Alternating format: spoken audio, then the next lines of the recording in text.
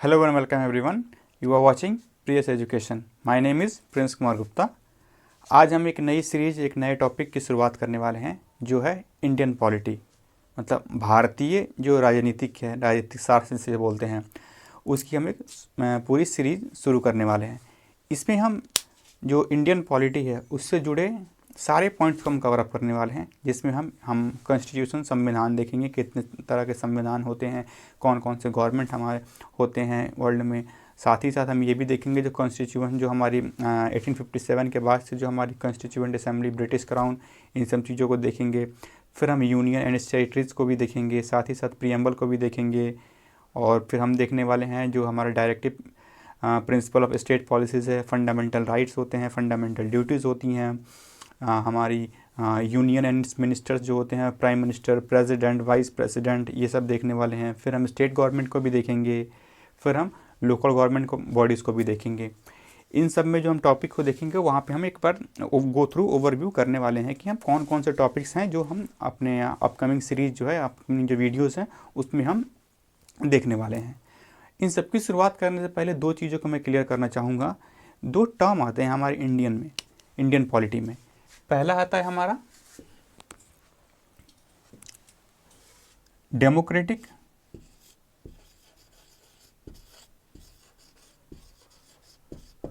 फिर दूसरा आता है रिपब्लिक. इसके साथ ये कहा गया है रिपब्लिक और डेमोक्रेटिक. इस रिपब्लिक का मतलब होता है गणराज्य, गणतंत्र, जहाँ पे राज्य होता है. डेमोक्रेटिक का मतलब जहाँ पे लोगों को, जनता को वहाँ पे आज़ादी होती है अपना सरकार चुनने की. तो ऐसा है जैसे हमारा इंडिया हो गया, वो कौन सा है, एक रिपब्लिक कंट्री है. यूएस है, यह एक रिपब्लिक कंट्री है जहाँ पे प्राइम मिनिस्टर, प्रेसिडेंट के पद होते हैं जो हमारे जो कंट्री, हमारा जो देश है उसको नेतृत्व करते हैं, उनका संचालन करते हैं. जो डेमोक्रेटिक कंट्रीज में आती है वो है हमारा ब्रिटेन हो गया. ठीक है. अब ऐसा है कि जितने भी रिपब्लिक कंट्री होते हैं वो सारे के सारे डेमोक्रेटिक कंट्री होते हैं, हो सकते हैं. ठीक है.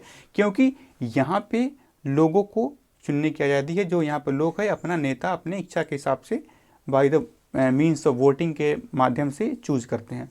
बट जितने भी डेमोक्रेटिक कंट्री हैं, जैसे ब्रिटेन है हमारा, यह रिपब्लिक कंट्री हो यह पॉसिबल नहीं है.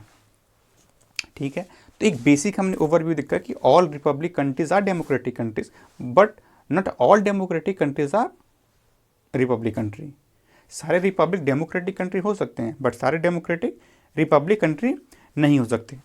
साथ ही साथ हम एक और चीज़ जो हम टॉपिक्स देखने वाले हैं, इसमें कौन कौन से और हम टॉपिक देखने वाले हैं अपने अपकमिंग सीरीज में, हम देखने वाले हैं इंडियन कॉन्स्टिट्यूशन के बारे में देखेंगे. फिर हम कौन सा देखेंगे, टाइप देखेंगे, टाइप ऑफ कॉन्स्टिट्यूशन, कौन कौन से कॉन्स्टिट्यूशंस के टाइप होते हैं वो देखेंगे हम. फिर हम क्या देखेंगे, सोर्सेस ऑफ कॉन्स्टिट्यूशन.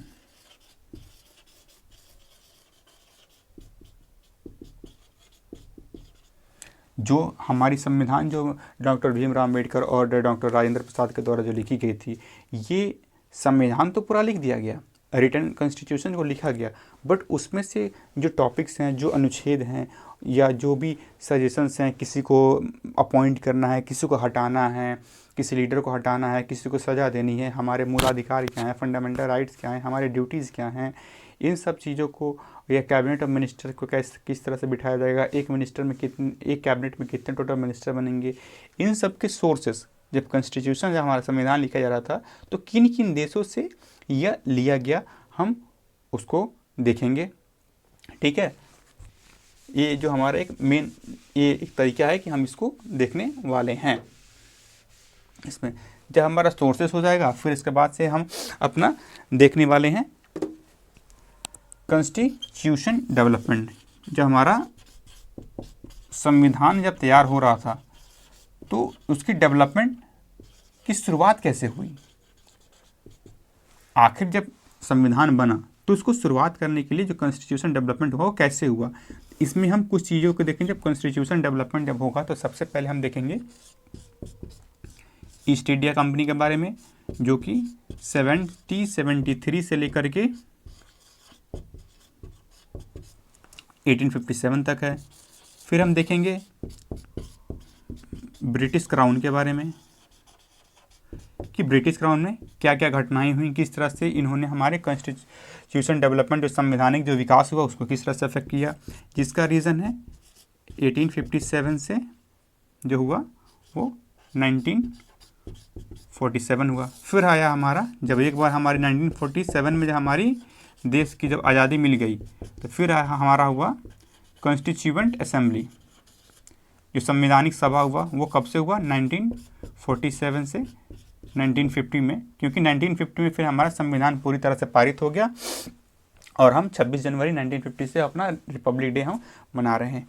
अब जो ईस्ट इंडिया कंपनी है, मैंने 1773 से 1857 लिखा है, जबकि ईस्ट इंडिया कंपनी की स्थापना तो 1600 में हुई थी, 1600 में हुई थी बाय जेम्स वार्ड, जब ब्रिटेन की जो महारानी थी एलिजाबेथ फर्स्ट, उनके एक रॉयल ऑर्डर पे, एक रॉयल जो ऑर्डर जो पास किया उन्होंने, क्राउन ऑर्डर जिसे भी बोलते हैं, उसके उन्होंने एक ईस्ट इंडिया कंपनी का स्थापना करी, जिसके तहत क्या हुआ कि ईस्ट इंडिया कंपनी को भारत में ट्रेडिंग करने की, मतलब व्यापार करने की 22 सालों तक की एक राइट दे दी, एक अधिकार दे दिया गया।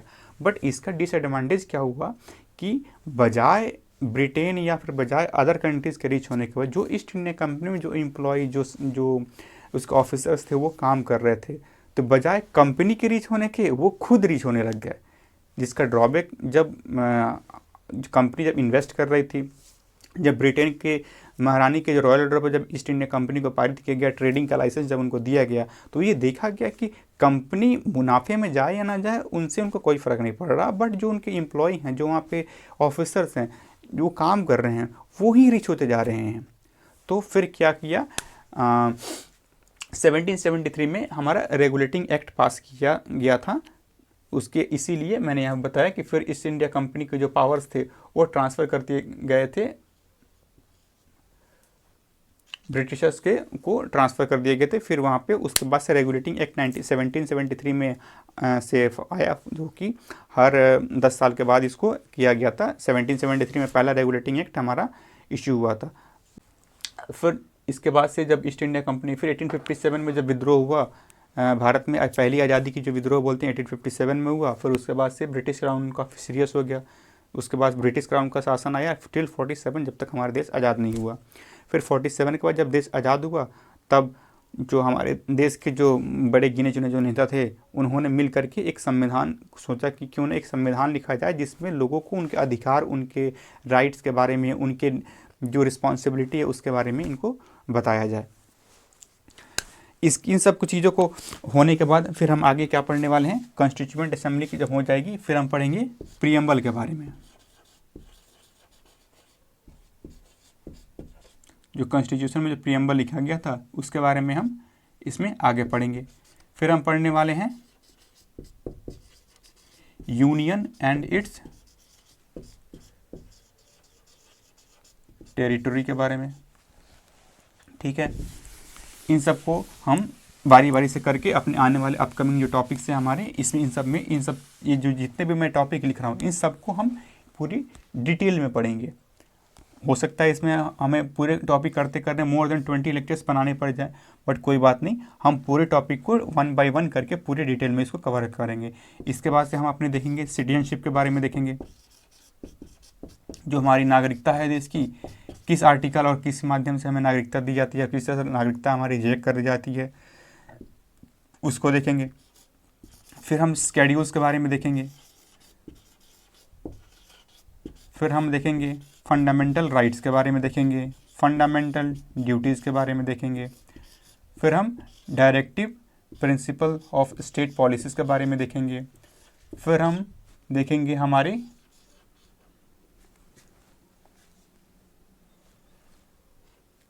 ठीक है, जो हमारी सेंट्रल यूनियन गवर्नमेंट है उनके बारे में देखेंगे। फिर हम स्टेट गवर्नमेंट के बारे में भी देखेंगे। फिर हम लोकल गवर्नमेंट के बारे में भी देखेंगे। इससे एक बेसिक जो हमारा ओवरव्यू है वो हमारा इससे क्लियर अप हो जाएगा। साथ ही अगर मैं बात करूँ एक फ्लो चार्ट के माध्यम से, अगर मैं समझाना चाहूँ कि हमारे जो यूनियन गवर्नमेंट, जो सेंट्रल गवर्नमेंट होता है और स्टेट गवर्नमेंट होता है, वो किस फ्लो में, किस पाथ में चलता है, उस तरीके से देखा जाए तो जो हमारा यूनियन गवर्नमेंट है, दूसरी तरफ मैंने अपना रख लिया स्टेट गवर्नमेंट।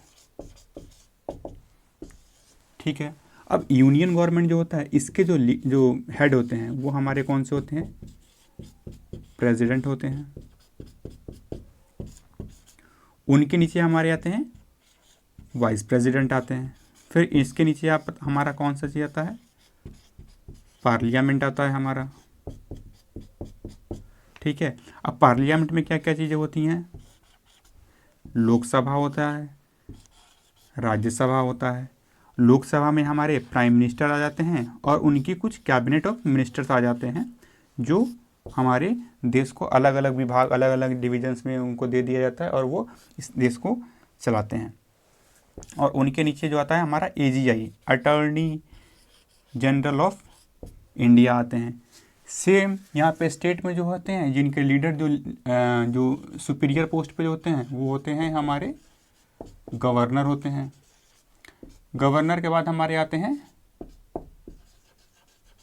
लेफ्टिनेंट गवर्नर, हमारे इसके नीचे वाले पोस्ट पर आ जाते हैं। फिर यहाँ से हमारा आता है स्टेट लेजिस्लेचर।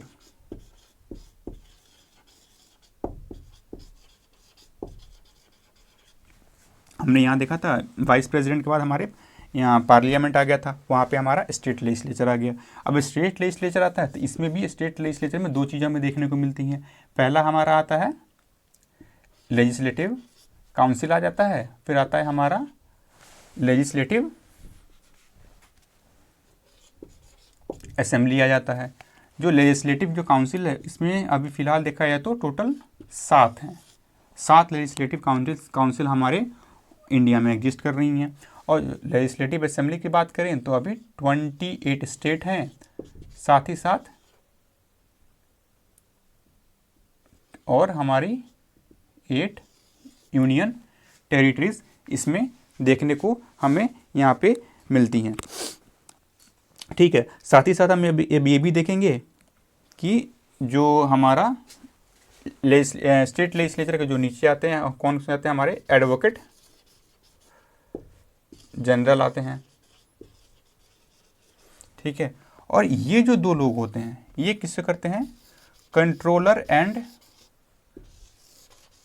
Auditor general.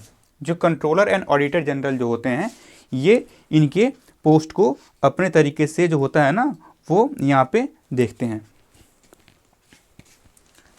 अब यहाँ पे एक चीज़ और देखने वाली बात होती है कि जब 28 स्टेट है ना, तो यहाँ पे जितने स्टेट उतने CM। ठीक है, ये चीज़ें यहाँ से हमारी जो बेसिक ओवरव्यू मैंने बताया कि स्टेट और गवर्नमेंट किस तरीके से फ्लो चार्ट के माध्यम से कौन सुपीरियर है, फिर उसके बाद से कौन कौन से लोग हैं जिसमें काम कर रहे होते हैं। इससे एक बेसिक ओवरव्यू भी हमें ये दिखने को मिल गया कि जो हमारे जो अपकमिंग लेक्चर्स होने वाले हैं, उनमें हम कौन कौन से टॉपिक्स को देखने वाले हैं, क्या क्या चीज़ें हैं उनको पढ़ने वाले हैं। जो भी मैंने यहाँ पर टॉपिक लिखा है, जो भी चीज़ें लिखी हैं, जो टाइप्स ऑफ गवर्नमेंट हो गया, प्रीएम्बल हो गया, कॉन्स्टिट्यूशन के जो सोर्सेज हो गए, उनको हम काफ़ी डिटेल में पढ़ेंगे। तो तब तक के लिए आप इसको एक बार गो थ्रू कर सकते हैं। और मैं जो भी चीज़ें लिखता हूँ, पहले मैं उसको पॉइंट वाइज अपने बोर्ड पे इसको लिख देता हूँ, ताकि इससे आपको सुविधा हो कि आपको जब मैं डिलीवर कर रहा हूँ लेक्चर, जब मैं कुछ बोल रहा हूँ, आपको उस टाइम पे लिखना ना पड़े। आप सिर्फ सिंपल एक स्क्रीनशॉट ले सकते हैं और इसको बाद में अपने जो आप अपने नोट्स बना रहे हैं उसमें नोट डाउन कर सकते हैं। मैं ऑलरेडी जो भी पॉइंट्स यहाँ पर लिखूँगा वो शॉर्ट फॉर्म में और टू द पॉइंट लिखने की पूरी कोशिश करूंगा, जिससे आपको भटकना ना पड़े कि कौन सी चीज़ें कहाँ से आ गई, कौन से टॉपिक्स कहाँ से आ गए और क्या आपको पढ़ना है। जो चीज़ें आपके एग्ज़ाम पॉइंट ऑफ व्यू से जो ज़रूरी नहीं होंगी, वो मैं अपनी तरफ से पूरी कोशिश करूँगा कि उनको मैं इन बोर्ड पे ना लिखूँ। वर्बली मैं उसके बारे में जो जानकारी है, जो अपने लेक्चर्स के माध्यम से जो मैं बोल रहा हूँ, उसके मैं जानकारी दूँगा, बट वहीं पॉइंट्स लिखूँगा मैं बोर्ड पे जो आपके अपकमिंग एग्ज़ाम्स के लिए इंपॉर्टेंट होंगे। मिलते हैं आपसे अगले लेक्चर में इस सीरीज़ के। तब तक के लिए be safe and be happy.